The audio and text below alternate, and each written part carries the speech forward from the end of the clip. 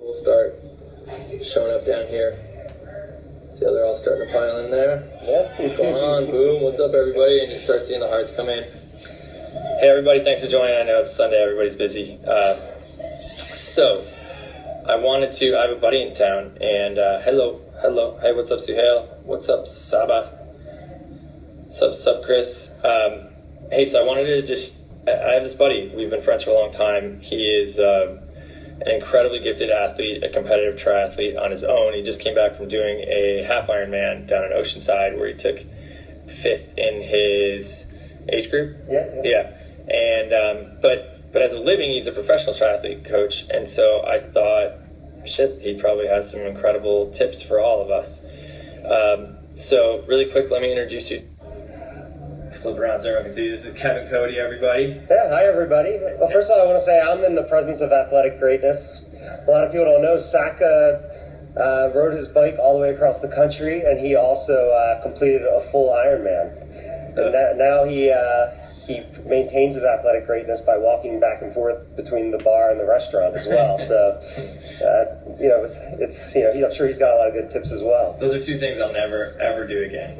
In fact, I just had a bike jersey here that somebody sent me. I was like, Kevin, do you want this? Because I'm never going to ride a bike again. Once you ride your bike across the country, that's it. I mean, that's enough miles. So, Kevin, really quick, you and I met in law school. We were actually assigned as roommates in the dorm.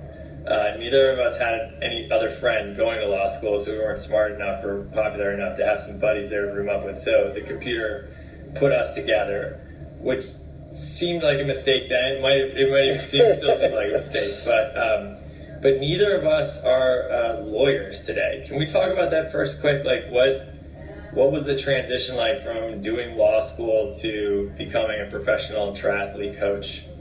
Yeah, so I think I went to law school just because I didn't want to get a job, and so I figured it would kill 3 years. But yeah, so... Which it did. 3 years and like $150,000. Yeah, exactly. But yeah, so I mean, we in addition to being law school roommates, we also worked at the same law firm together, and we were there during the dot-com bust where there was no work to go around. So my job as a lawyer consisted of me checking my email, seeing I had no work to do, and then going out and rollerblading for a few hours and checking my email while I was gone. But so I guess for me, being a triathlon coach isn't much different than it was being a lawyer, except I get paid less now. Okay, so you gave me one of the most important, I don't know if it's a piece of advice, but just an important gauge of happiness once. You pointed out to me a long time ago that your happiness always correlates with how tan your feet are. Yeah. That the happiest phase in your life are all reflected in how tan your feet are. Is that still true to this day? Yeah, I'd say definitely, although unfortunately I like to do a lot of running to get my tan, and so I have to make sure to balance it out with some swimming to tan the feet. But yeah, definitely the tanner the feet, the happier the life. All right. That's for sure. Okay, so look, there's a lot of people here who've already said, look, what kind of mental toughness tips do you have for us, etc. Let's just first remind everybody, what are the dimensions of an Ironman? How long, are you swimming, biking, and running? So a full Ironman triathlon is a 2.4 mile swim, 112 mile bike, then a full 26.2 mile marathon run. So it's a long day. Okay, so you're swimming 2.4 miles, you're riding your bike 112 miles, and then you're doing a marathon in a row. All together, yes. Yeah. What's your personal best time for doing that? I've done it in 8 hours and 56 minutes. That's unreasonable. And then sometimes the world record is actually somewhere under 8 hours. Those guys are running 540 or 530 miles and biking 26 miles an hour. And, they're just insane. Absolutely ridiculous. All right, so let's so what are some things that would make an Ironman even approachable to a normal person? I mean, were you always an amazing bike rider, runner, etc.? I mean, what are some basic tips? I grew up running, and I had a little bit of exposure to swimming because I used to work at a pool, and I was coach of the kids swim team, but I mostly told stories and entertained the kids, while my friend, who was the good swimmer, did all the workouts and gave all the tips. But I'd say for someone who, even if you have no athletic background, I mean, so the good thing is to get into triathlon, you don't have to jump right into Ironman. So they have sprint triathlons, which, I mean, people show up on their cruiser bikes and, heavy guys in Hawaiian shirts, and you go out, you swim, maybe 400 yards, and if you're wearing a wetsuit, you can kind of float your way through it. Then you might bike 10 miles, kind of a nice, nice cruisy pace, and then run, walk 5K, and that kind of gets you into the sport. You can kind of move up to the next distance is the Olympic distance, which is about double that, and then you can move up to the half Ironman distance, which is about double that, and then after you've done a couple of those, you can move up to the full Ironman, and you can go through that progression over the course of 2, 3, even 4 years. So it's what do you think it time takes for somebody to go couch to Ironman? So I guess it depends how deeply embedded their couch potato tendencies are. So if somebody was actually dedicated enough to follow a training plan and only miss workouts once in a while when they have a good excuse, they could go couch to Ironman. They're not tremendously overweight. You could do it in 18 months. Wow, 18 months. You've heard it here. And you are a coach, and you're available for online coaching, actually. Do you take people who really haven't done triathlon before and coach them to that level of achievement?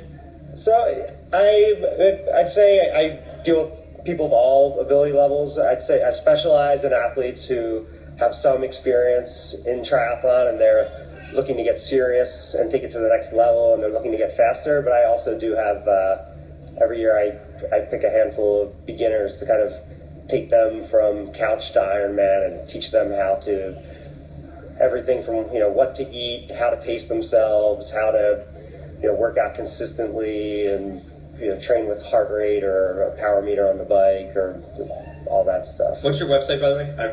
www.triforceteam.com. Triforce Team, TRIFORCE? FORCE.com. Cool. TEAM.com. Okay, so a lot of people are asking about food. What do you eat right before your race, and what do you eat right after your race? Okay, right, well, so I can give you an example of what I ate yesterday when I raced in a half Ironman, which requires a lot less eating. So for a full Ironman, before the race I might do oatmeal and maybe some kind of little protein shake, but during the race I took a metabolic test a few months before, which told me I had to take in 450 calories an hour not to run out of fuel. So that's a massive amount of fuel I have to take in. 450 calories an hour. Yeah, so I did it as a combination of 2 bottles of sports drink per hour, gets me to 350.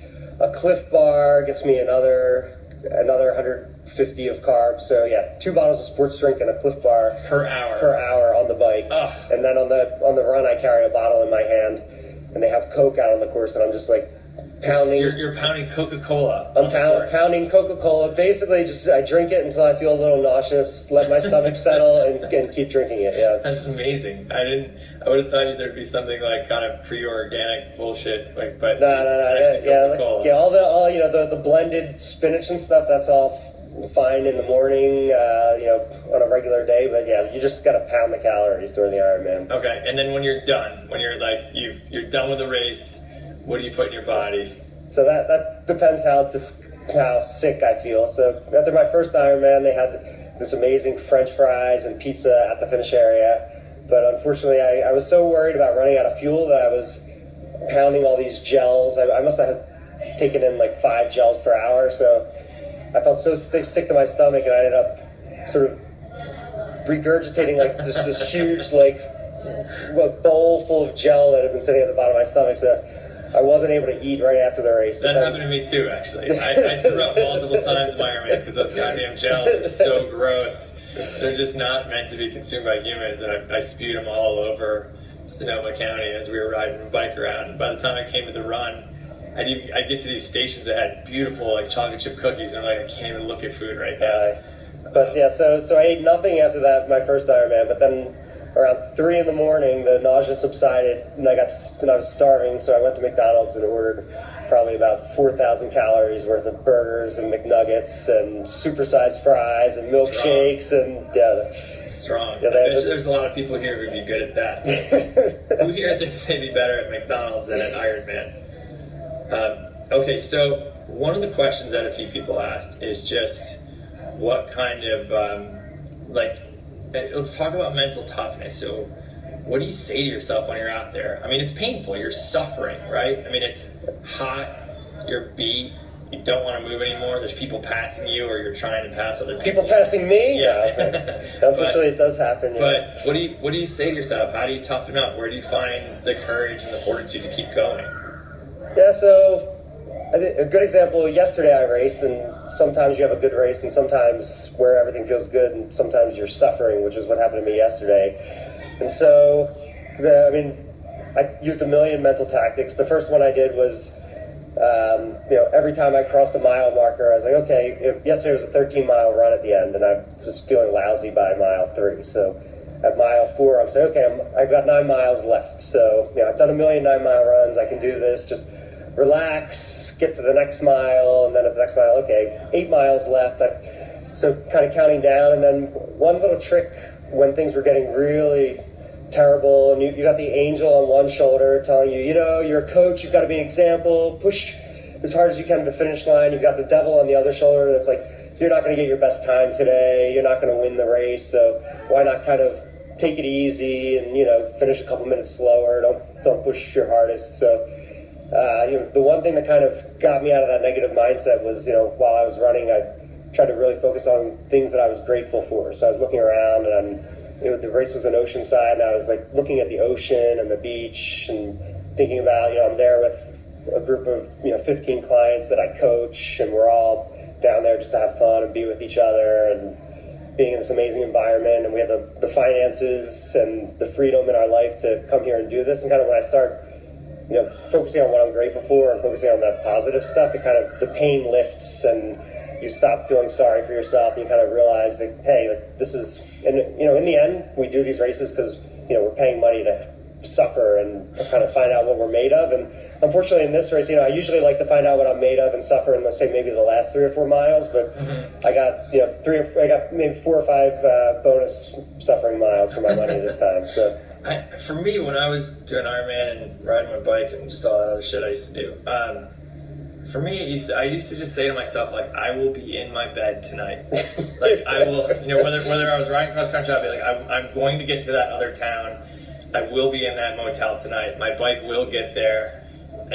Or just with Ironman, I'm just like, I had so much more of the course ahead of me, because I'm like, I will be there tonight. This will happen.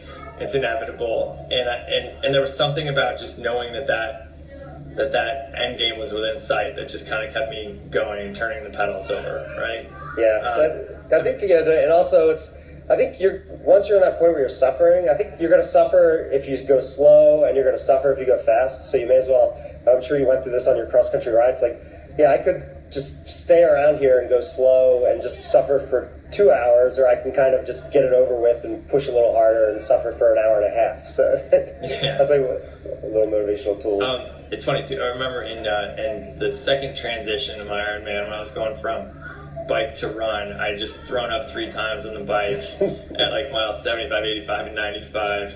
I had a fever. I shouldn't have been racing at all. I was sick, but I was sitting there with my head down on the bike rack, and my dad, who was outside, was just yelling at me, encouraging me. He's like, just start walking. There was something about that moment where it was just like, if you just start moving your feet forward, you can do the suffering while you're out on the race course, right?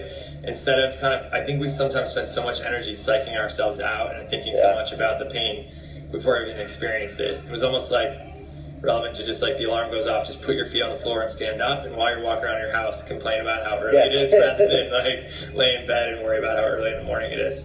Yeah, exactly. A bunch of people have asked, how important is gear?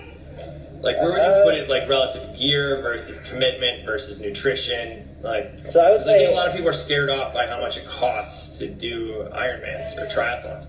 So, I would say gear is unimportant. Like, having the most expensive carbon fiber bike versus having an aluminum bike fitted with, you know, sort of lower budget parts, I mean, it only makes a big difference when you're getting up, you know, wanting to win the race. I'd say that the one thing that you do want to spend money on is finding a really good bike fitter to make sure that your bike is the right size for you and that you're set up on it properly. Because, you know, if you're on the wrong size bike and it's set up improperly, not only is that going to make you slower, you know, you're going to be in a lot of pain and uncomfortable, and it's going to make things not fun. But I would say, I mean, for example, upgrading from, so they, you know, they have these expensive carbon fiber race wheels, and so I don't know, when you get to the point where you're trying to get maybe 1 or 2 minutes to move up a place in the rankings, then you can spend $2,000 to try to get 1 minute. So obviously for the person who's trying to you know, who's just getting started in the sport, you don't need to buy 1 minute for $2,000. You can save that money and use the less expensive wheels. Do you guys make fun of the people who you can tell have just spent way too much money on equipment but are still lard asses and haven't been training or anything? Do you bust their chops? I think there's two schools of thought on that. I think, yeah, some people definitely judge them, but I kind of feel like, I mean, what equipment you have is based more on how much money you make. So, I mean, if this guy's like spending all day at the office and he doesn't have time to train and he's stress eating and, you know, it gives him a little bit of pleasure to, you know, maybe he's got plenty of extra money, so yeah, go ahead and buy yourself the nice bike. But I mean, do try to, you know, at least fake it like you know how to use it. So these guys, they buy these, you know, $10,000 carbon fiber bikes with the great wheels, and you know, you're supposed to ride in this aerodynamic position. Instead, they sit up on them like they're on a beach cruiser and like basically, you know, nullify. You know, they're just, you know, they may as well be riding on a beach cruiser practically for all the benefit they're getting out of it. I have a question. So this is something I struggle with a little bit. How do you go out and bust your ass so relentlessly in a competitive sport where you're not number one, and where, you know, you refer to the guys who are like the best in the world as probably being out of reach for your level, and yet you're still competing to get the next guy just ahead of you and the guy after that? Like, where do you find the competitive fire when you're not the very best in the world and yet you're still out there just sharp and talking shit and going after these guys? Yeah, I think it's the beauty of human nature is we're so self-centered that we can really focus on our competitive aspect. Like, for me, yeah, I'm never going to be a professional, but I want to be one of the best in, you know, say my dream goal is to get on the podium and be top 5 at the Ironman World Championship at Kona in my age group. But then, you know, finishing 3 hours behind me, there's a guy who is, you know, for him, the pinnacle for him would be to break 12 hours in the Ironman for the first time. And behind him, there's someone who dreams of finishing an Ironman. And behind him, there's someone who, to them, they would be the ultimate athlete in their mind if they can do their first triathlon. And behind him, there's someone who wants to do their first 5K. And to us, I mean, in our own little bubble, these are all sort of epic achievements. And I'm sure, like, the guys who are trying to win Kona, they see us age groupers going on the stage, collect our awards, and they're thinking to themselves, why do they even bother? And someone, so I think, it's just, we're so in our own thing, and there's just always another level to get to, and there's always another goal. Cool. Well, it's been awesome talking to you. I mean, I think that's funny is both of us from law school took very different paths, but I think one of the things we definitely have in common is that neither of us works in a traditional office, and both of us have pretty tan feet these days. Yeah. and it's just amazing to see. I think one of the lessons that I've always really appreciated about you and your path was similar to me. We both walked away from pretty damn good jobs, and we had no business doing so, right? Like, when everyone around us like, what the hell are you doing? Like, you know, you and I both worked at Fenwick and West. We were lawyers at the premier tech firm in Silicon Valley, great, like, household name clients, and we both knew it was definitely not for us. And we were both laid off 4 days before September 11th. By the way, Kevin and I actually found out ahead of time that we were going to be laid off. And so, two genius things. Number one, we grabbed a sea kayak and just started driving up the coast of California, and we just went paddling up random waterways. But number two, Kevin made one of the strongest moves I've ever seen. He said, okay, we know we're going to get laid off. So what if I wrote an email to everyone in the firm that just said, tell the partners of the firm saying, you know, look, the way you guys could distinguish yourselves from all the other firms is by giving us 3 months of severance pay instead of 2 months. That would make you guys geniuses. Dude, he wrote the note. They bought it. We all got 3 months when we got laid off, thanks to Kevin. He's an absolute genius. But I think just watching the two of us kind of take separate paths but design our lives on our own terms, even when we didn't have the money to, when it didn't make any sense, we didn't have the resources, just say, this is what we're going to do, this is what we're good at, this is what makes us happy. I think that's something that a lot of our friends and stuff have I think it's something we all have in common a lot. It's just not really kind of following by the prescribed rules, as shitty as student loans are, right? I mean, it takes a while to pay back Sally Mae and all that shit we had to borrow to go to school, but it's been really cool. Okay, one last time, because people are asking, this is Kevin Coady, and his website is triforce.com. Or triforceteam.com. Triforce Team? triforceteam.com. Oh, I screwed it up. And because I created the website myself, it doesn't work unless you type the www. We got to get some website first. You don't have to type the HTTPS though, so that I've got that going for me. Okay, good. Let's do it one more time. www.triforceteam.com. Triforceteam.com. Coach Coady, and you are available. I mean, you coach over the internet. You can coach people to their goals by way of the internet. All right, everybody, thanks for joining in. Thanks for talking to Kevin Coady. Thanks everybody. We'll see you guys. Yeah, there you go. Triforceteam.com. Everybody's got it. Okay, bye.